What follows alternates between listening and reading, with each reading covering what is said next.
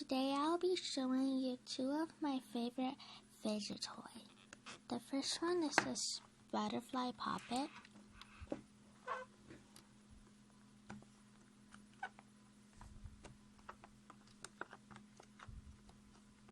It's really stressful.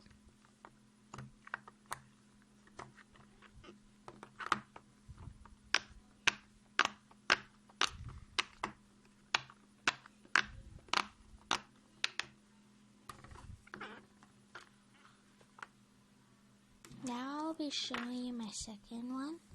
This is like a money bag puppet.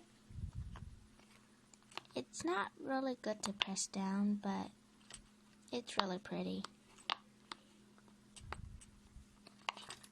You can squeeze it. And this place, it shows you good luck. I added this because there's a chain that you can attach things that you want to put in. You can put it on your backpack or bags, purse, anything you like. And these are my two favorite fidget toys. Thank you for listening and bye!